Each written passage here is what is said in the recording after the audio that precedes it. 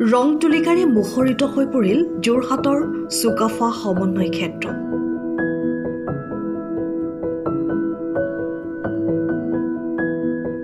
শিল্পকলাই কঢ়িয়াই আনে বাস্তৱ জীৱনৰ চিত্ৰ।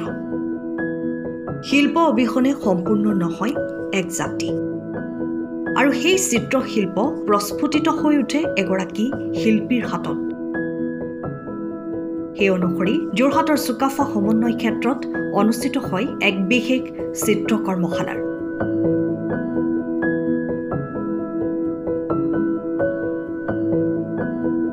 যিখন কৰ্মশালাত অংশগ্ৰহণ কৰে ৰাজ্যৰ লগতে দেশৰ ভিন্ন প্ৰান্তৰ চিত্ৰশিল্পীসকলে।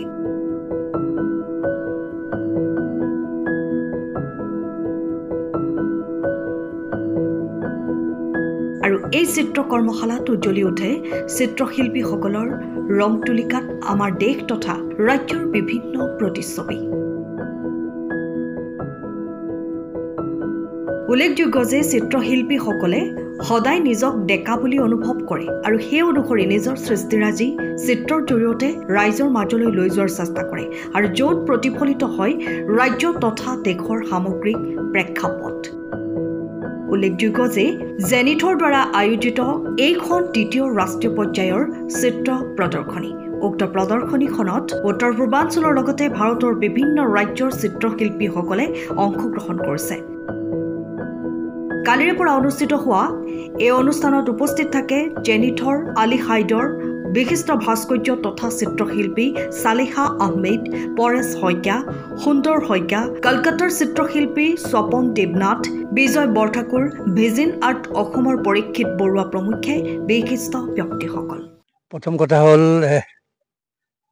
জেনিথ গ্ৰুপে মানে মই তেওঁলোকৰ অনুষ্ঠানটোৰ বিষয়ে শুনি আছিলোঁ, কিন্তু নিজে তেওঁলোকৰ মানে কাম বনৰ বিষয়ে জানো, কিন্তু নিজে দেখা পোৱা নাছিলোঁ বা চাব সুবিধা পোৱা নাছিলোঁ। কিন্তু এইবাৰ তেওঁলোকৰ প্ৰদৰ্শনীখন চালোঁ।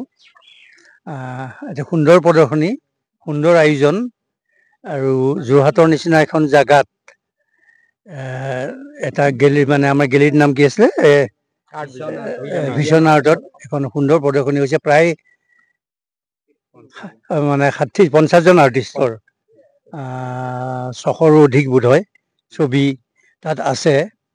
আৰু প্ৰতিখন ছবিয়েই আজিৰ দিনত, আজিৰ সময়ত আমাৰ যিটো সময় আচলতে, সেই সময়ত এই ধৰণৰ প্ৰদৰ্শনী খুব প্ৰয়োজন হৈছে। কাৰণ মই কালি মানে আৰম্ভণিৰ মিটিংখনতো কৈছিলোঁ যে আমাৰ অকণ শিল্পকলাৰ এটা নিম্নগামী হেৰিলৈ গৈ আছে। কিন্তু আজি এওঁলোকে যিটো প্ৰদৰ্শনীখন কৰিলে, তাক মানে যিখিনি ছবি চালোঁ, সেইখিনিয়ে মোক বহুত আনন্দ দিছে। কাৰণ এই বয়সত আমি অলপ কিছু কথাত ক্ৰিটিকেল হওঁ, আমি ভুলটো প্ৰথমে চকুত পৰে, কিন্তু তেওঁলোকৰ গোটেই প্ৰচেছটো মই কোন কোন লাগি আছে তাত নাজানো, এওঁক জানো খালি, হাইদৰক। বাকী তেওঁলোকৰ এটা ডাঙৰ গ্ৰুপ আছে, আৰু সেই গ্ৰুপে সুন্দৰ প্ৰদৰ্শনী কৰিছে। আৰু বিশেষকৈ আজি এই হেৰি ক্ষেত্ৰত, চুকাফা ক্ষেত্ৰত যিখন কৰ্মশালা চলি আছে, ই এটা সাংঘাতিক ধৰণৰ সুন্দৰ পৰিৱেশত হৈ আছে। মই শংকৰদেৱ কলাক্ষেত্ৰৰ এসময়ত জড়িত আছিলোঁ, কিন্তু আজি ইয়াৰ পৰিৱেশটো আৰু লগতে শিল্পকলাৰ ছবি আঁকাৰ যি এটা পৰিৱেশ গঢ় লৈ উঠিছে, সাংঘাতিক ধৰণৰ এটা সুন্দৰ পৰিৱেশ সৃষ্টি হৈছে।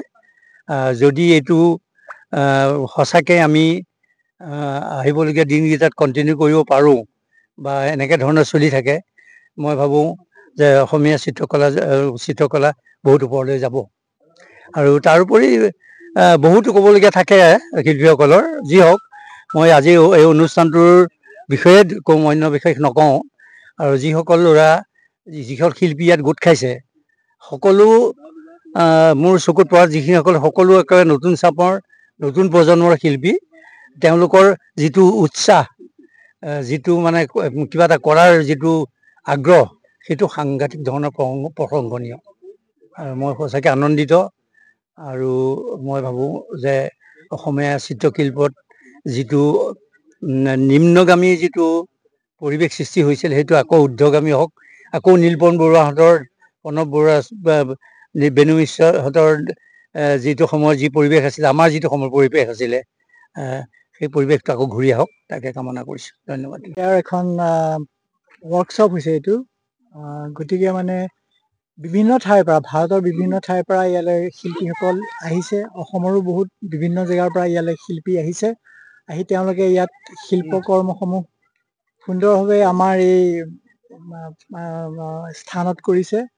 গতিকে মই ভাবোঁ এইটো এটা ইণ্টাৰনেশ্যনেল পৰ্যায়ত প্ৰখ্যাত হৈ পৰিব, আৰু আগলৈকেও মই ভাবিছোঁ এই কামখিনি সুন্দৰভাৱে চলি থাকিব, আৰু আমাৰ যিখিনি ইয়াত প্ৰডাক্ট হৈছে সেইখিনি এটা ধুনীয়া এটা ষ্টেণ্ডাৰ্ড হৈছে।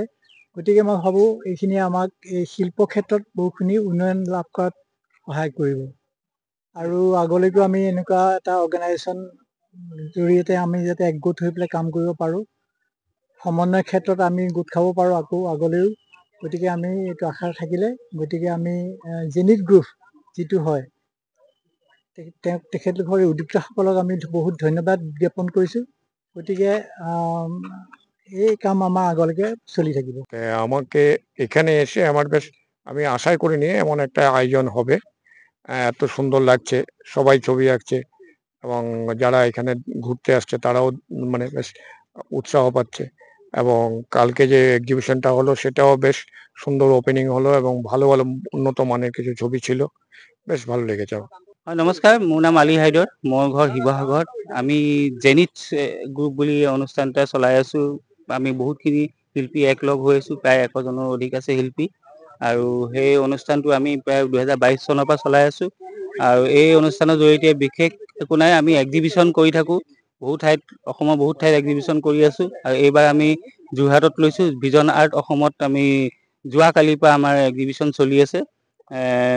বিশিষ্ট চিত্ৰশিল্পী ননী বৰপূজাৰী ছাৰ আছে, আমাৰ তেখেত আহিছে, আৰু বহুকেইজন আছে, মুকুল ছাৰ আছে, পৰেশ শইকীয়া ছাৰ আছে, পৰীক্ষিত বৰুৱা ছাৰ আছে, সেইধৰণে বহুত শিল্পী আহিছে।